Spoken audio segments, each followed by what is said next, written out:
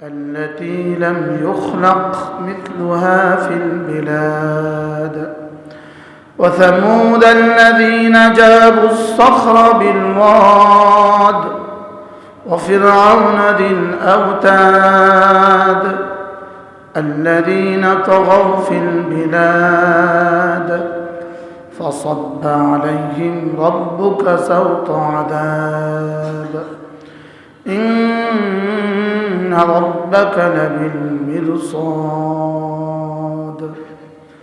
صدق الله مولانا العظيم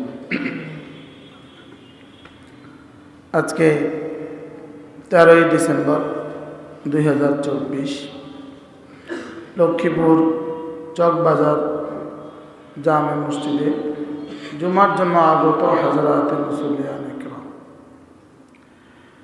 আল্লাহ তাআলার ফজল, আল্লাহ তাআলার করম, আল্লাহ তাআলার মেহেরবানি,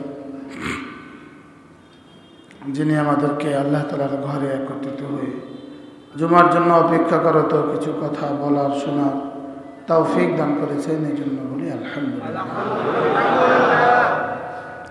আমি আপনাদের সামনে কোরআনে কারীমের সূরা আল ফজর থেকে কিছু তেলাওয়াত করেছি। আল্লাহ তাআলা তৌফিক দিলে ইনশাআল্লাহ এই সূরার আলোকে দু চারটা কথা আপনাদের সামনে পেশ করা হবে ইনশাআল্লাহ। এই সূরার মধ্যে রব্বে কারীম 4টা কসম খেয়েছেন। বড়রা ছোটদেরকে কথা বলতে কসম খেতে হয় না। রব্বুল আলামিন আমার মতো আর আপনার মতো মানুষগুলোকে বোঝাবার জন্য কসম খাওয়ার কোনো প্রয়োজন ছিল না।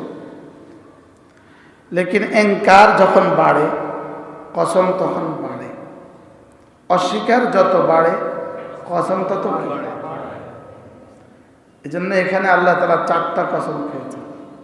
ওয়াল ফজর ওয়া লায়ালিন আশর ওয়াশ শাফঈ ওয়াল ওয়াতর, 5টা, ওয়াল লাইলি ইযা ইয়াসর, 5টা কসম খেয়েছেন। 5টা কসম খেয়ে আল্লাহ তাআলা বলেন এই 5টা কসমের মধ্যেও কি বিবেকবানদের জন্য যথেষ্ট না? নিজেই বলেন এই 5টা কসমও কি আকলওয়ালাদের জন্য যথেষ্ট নয়? যেন রব বলেন আমি কসম খেয়েছি, আর এমন কিছু বিষয়ের কসম খেয়েছি যেটা তোমাদের প্রতিদিনের নিত্য দেখা বিষয়, নিত্য দেখা বিষয়, আর এগুলো শুধুই আমি নিয়ন্ত্রণ করি এটাও তোমাদের বোঝার বিষয়। এগুলোর নিয়ন্ত্রণ যে আর কারোর উপর আমি রাখি নাই এটাও তোমরা বুঝো, এটাও তোমরা দেখো। আল্লাহ তাআলা বলেন এই কসমগুলোর মধ্যে কি আকলওয়ালাদের জন্য কোনো সংকেত নেই? আকলওয়ালাদের জন্য, বিবেকওয়ালাদের জন্য কি কোনো কিছু নাই এর মধ্যে? আল্লাহ তাআলা বলেন যদি তুমি একটু বিবেক খরচ করো, একটু বিবেক চিন্তা করো, তাহলেই তুমি বুঝবা এগুলোর সত্যতা কত। আমি যেগুলোর কসম খেয়েছি এগুলো যেমন সত্য, তো তাহলে যে বিষয়ের উপরে কসম খেয়েছি সেই বিষয়টাও অবশ্যই সত্য। আমি যেগুলোর কসম খেয়েছি এগুলো যেমন সত্য, তাহলে যে বিষয়ের উপরে কসম খেয়েছি সেটাও কি? সেটাও সত্য। মানুষের জন্য আল্লাহ ছাড়া অন্য কারো নামে কসম খাওয়া জায়েজ নাই। মাখলুক খালেক ছাড়া, আল্লাহ ছাড়া অন্য কারো নামে কসম খেতে পারবে না। আল্লাহ তাআলার জন্য পারবে না বলতে তো কোনো শব্দ নাই। কি ভাই, আল্লাহ তাআলার জন্য পারবে না, এটা আল্লাহ তাআলাকে কে বলবে আপনার জন্য এটা হবে না?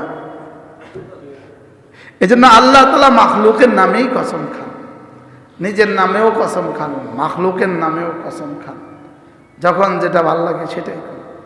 আল্লাহ তাআলা বলেন ওয়াল ফজর, আমি ফজরের সময়ের কসম খেয়ে বলছি।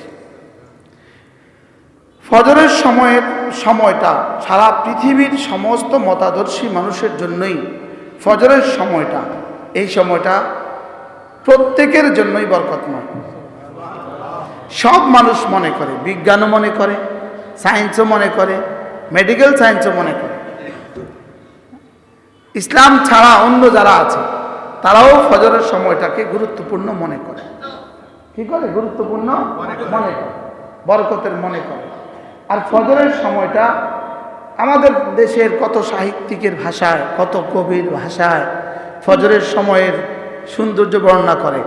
সকালের দৃশ্য, সূর্য ওঠার দৃশ্য, সূর্য ওঠার শিশির, সূর্য ওঠার কুয়াশা, সূর্য ওঠার সময়কার রৌদ্রের আলো, সূর্য ওঠার সময়কার পাখির কিচিরমিচির।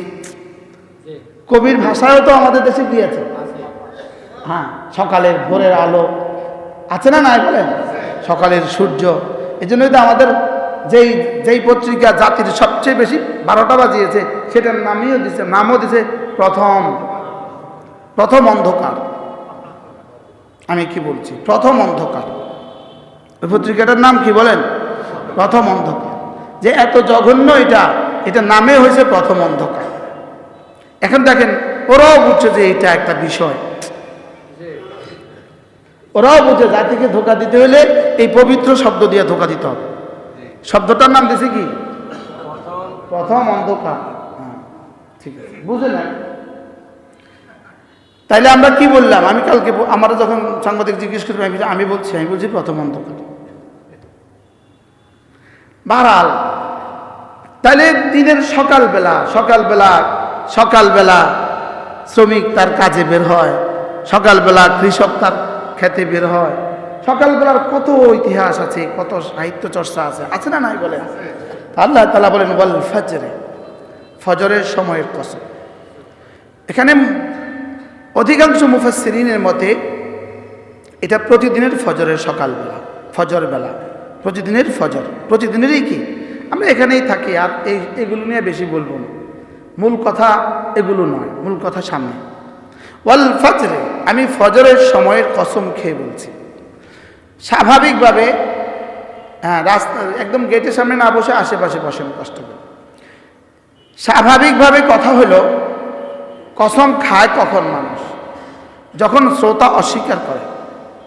শ্রোতা যদি শুধুই খালি জেহেন হয়, জেহেন পুরো খালি থাকে, তখন কসম খাওয়া হয় না।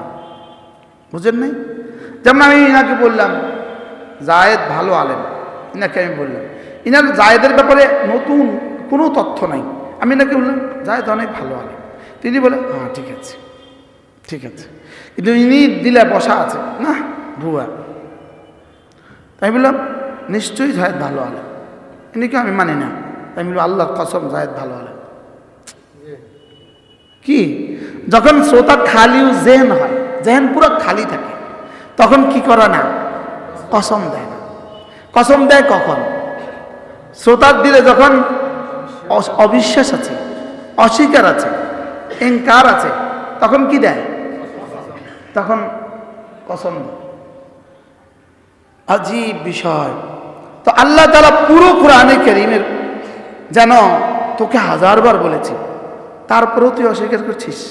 তো যা, ওয়াল ফজরে, আমি আবার তোকে বলছি, কসম খেয়ে বলছি, ফজরের কসম খেয়ে বলছি।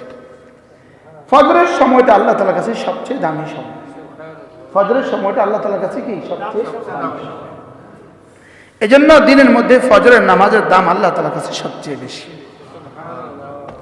ফজর হলো ফেরেশতাদের শিফটিং বদলের সময়, পালা বদলের সময়, শিফটিং চেঞ্জ হয়। ফেরেশতাদের কি হয়? মামা কাছে চলে আসছে, ইনি আমার মামা। মামার নাম, পুরো নাম হলো মোহাম্মদ ইকবাল কবির, সরকারি কলেজে ছিলেন, এখন রিটায়ারমেন্টে আসছে।